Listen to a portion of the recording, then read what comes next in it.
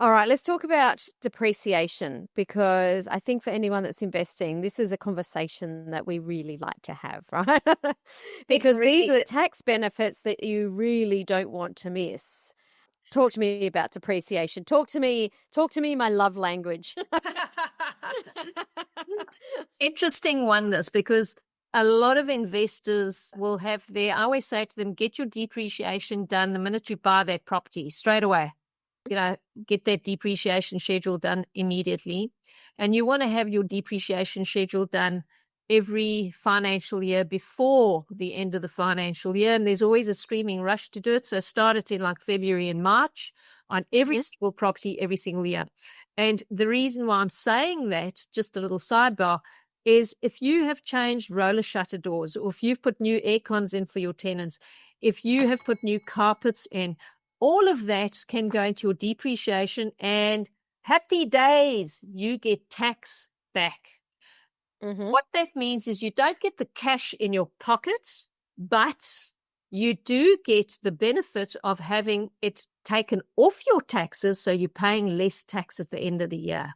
And big cash flow properties, that is where your win is. You could save 15 to 20% off your tax bill by just doing your depreciation report. And for a couple of $1,000s, depending on the size of your property, it's well worth it. So I'm also thinking that, you said do it earlier in the year. I also think it's a really smart strategy, so you know what you're playing with before the year end. Definitely. There's a very big difference between depreciation reports in commercial and residential. And I always like to draw the comparison, because a lot of people think, they go by what they get in residential. Not. Okay. Okay. In commercial, you're looking like assets like the building itself, plant and equipment. This all comes out of your taxable income. Okay. These are huge because they reduce your tax, like I mentioned, and it's far more significant benefits that you can get from commercial than you can in residential, like fit outs, building, structure. I mentioned a couple: carpets, doors, windows, ceilings, replacements, improvements. All of these are tax deductible, and a lot of people don't realize this, and they don't do them. If you've got an existing property and you're doing those uplifts for your tenants, you want to make sure that you're definitely paying for them. Even if your tenant is doing 100% fit out, you most definitely want to factor that in so that they go through your taxes and you can get the benefit of those depreciation funds on your tax at the end of the financial year. I never even thought of that. That never even occurred to me. 100%. Yes. That is such a good tip. That was gold. Absolutely. You want to put every single expense that you possibly can through that commercial property. If you're making a deal with your tenants that they're doing a painting or something, you pay for it. Let them pay you so that you get the benefit of doing that, or any uplifts and improvements. So I like that tip. That's a 10 out of 10 one, Mish. I like that, Sam. This is money on the table, and I can tell you 90% of people forget about this. They'll put new air cons in. We're busy working on a retail property at the moment. It's a massive shopping center, and as summer's just come so suddenly, their air conditioners have been working right throughout the year. Now suddenly everybody wants their aircon serviced, and aircons are breaking down, and there's all sorts of bits and pieces and storm and whatever. And the owner's going, wow, Mish, these are loads of expenses. And I'm just going, mate, it's all tax deductible for you. You're making a heap of cash flow out of it. Chuck it into your taxes. You're going to get all your money back. So there really are swings and roundabouts. And bearing in mind, here's another little thing, Sam.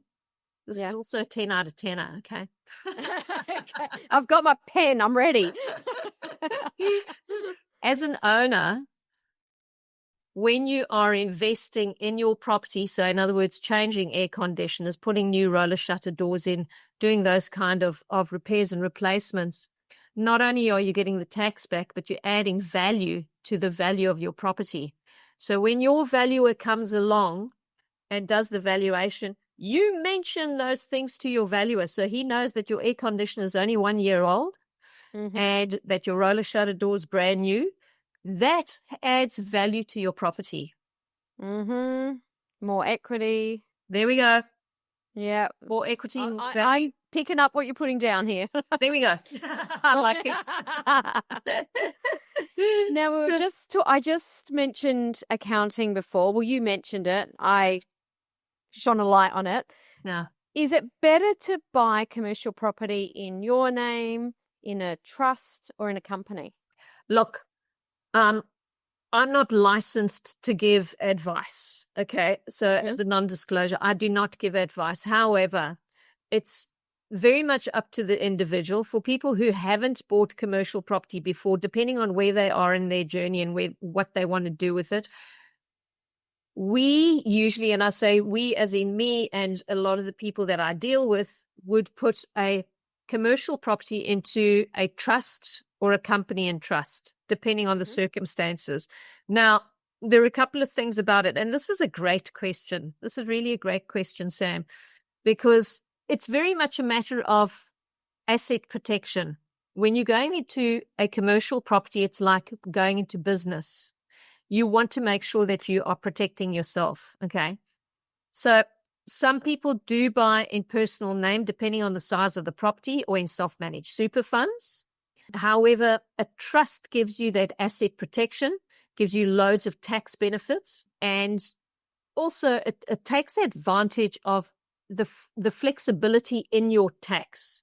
So how your tax is distributed, how your profits are distributed. If you're buying, let's say in your portfolio, you're building up to 3, 4, 5 properties, you want to have the ability to intermingle and distribute your profits and your losses across those entities. So that is the advantage of it. Okay. So a company provides most of the asset protection, and it's a great tax advantage. Again, best question for your accountant. However, little segue, make sure that your accountant understands the strategy that you're working on. That you have got an accountant that understands commercial investing. Okay. Good point. Because not every accountant does. No, not every accountant does. Not every accountant knows and thinks this way. In fact, little story, many years ago, I was referred to an accountant when I was very green and didn't know too much. And after he had done all my entities, he made an absolute blunder because he didn't distribute the profits and losses across the entities. So I ended up with a $50,000 tax bill. And I was saying, how did this happen? But there's a perfect example of not claiming the depreciations, the expenses. He was clueless, quite honestly. We were only with him for about 6 months, and that didn't last long for obvious reasons. But the good news is you can always reverse that. So if you find yourself in that situation, it can be reversed. Yeah, you really do need to find yourself a good team. This is not a one person journey, is it? No, not a one-hit wonder. This is, I always say, investing in commercial is a team sport. Make sure that you've got the right team around you. You want the right solicitors. You want the right finances. You want the right insurers. You want the right legal team, buyer's agent, managing agents as well. Very, very, very important. You really do want the right team behind you. And it's not just a mom and pop, acquisition. Take it serious. Yeah. Totally. Insurances, you mentioned them just now. Yes. What insurances do you need? D. Insure for everything. So your biggest thing. So there are 2 different insurances that you're going to be looking at. For you as the owner of the property, you need to insure that property. All right. And this is a non-negotiable insurance that you need, particularly if you are taking a loan on the property. Your banks, your lenders are most definitely going to need that insurance. And again, it's very different from your residential insurance because it covers things like building damage, public liability, tenant-related risks. Sometimes it can be tenant retention as well, depending on your insurance and how much you're prepared to pay. It's area-specific. It is flood and fire-specific. Mm-hmm. And I said to you, this is just one of 2 insurances. So this insurance would be for, your responsibility as the owner. And your second insurance would be to ensure that your tenant is insured to a value that is suitable to their business. So you're insuring the building and you're loaning that building to your tenant. Your tenant is insuring everything that they put into that building so that they don't hold you liable should there be an unfortunate event.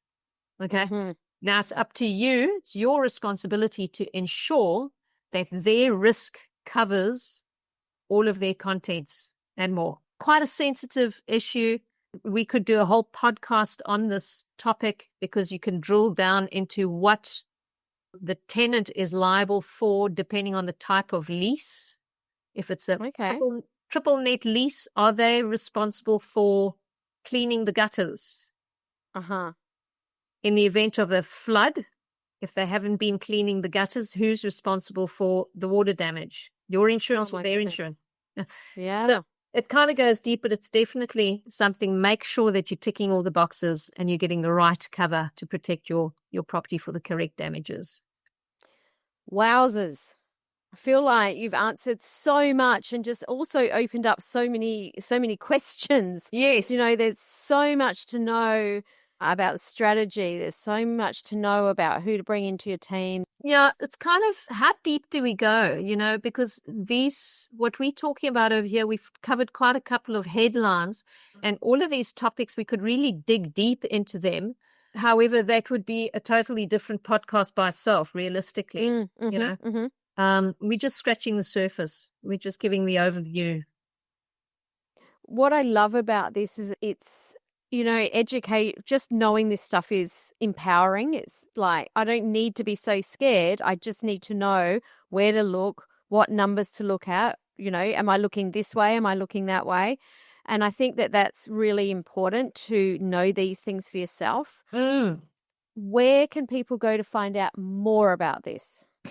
Look, the best place to start is go to the website. So revolvecommercial.com.au. There's loads of information. We've got loads of blogs. We've done heaps of podcasts as well. So if you haven't been following the podcast right from the beginning, there's lots of podcasts that we've done. In fact, I was speaking to this fella I was talking to you about at lunch, my $15 million guy. and he said he didn't want to share information. And I said to him, mate, you know what? If my listeners were to go to my podcast and study every single podcast we've got, they don't need to speak to anybody else because that's a full education. I've got it there. All the answers. But there are always questions. There's always questions. There are always going to be questions. So, best is to go to revolvecommercial.com.au, and we've got a great little wealth grow plan. You can reach out, book a call. There's lots of other tools to help you. There's spreadsheets, there's downloads, there's links to Facebook, to Instagram, to lots of educational sort of sites as well. We do have a full education. I haven't really been pushing it or speaking about it for a while, but there is access to a full education that one can do on that as well. So I have one last question for you. Sorry, I've got all the questions today. What would be going through someone's mind, or what would they be considering? Why would they book a call? So basically, if anybody wants to know how to start this journey, or if anybody wants to know how to scale what they have already got, we have quite a lot of people that come through that have got portfolios and want to add to their portfolio, scale their portfolio, leverage their portfolios. This would be a perfect conversation to be having. Book a call. Let's have a chat about it and see if we can help them. Love it. Especially, as we mentioned right at the beginning of the episode, where it's a new year, it's a great time to reflect on what didn't work for us during the year. It's a time to refocus so that we're moving forwards. And especially when we've got the 1 year, the year of the horse, and we're off to the races. So definitely book a call with Mish. Mish, this was a great episode. So much information there about scaling your commercial property portfolio. So if you're looking to expand, remember that strategic growth is the key to building a sustainable, profitable portfolio. So yeah, thanks for answering our questions for us today. And I look forward to catching you on the next episode. Thank you, Sam. Thank you very much for your time. It's always fun having these conversations with you. And thanks to the audience for asking the questions.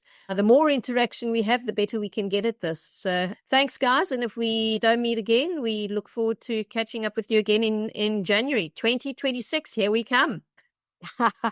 Whoop, whoop. All right. Thanks, Sam. See ya. Thanks.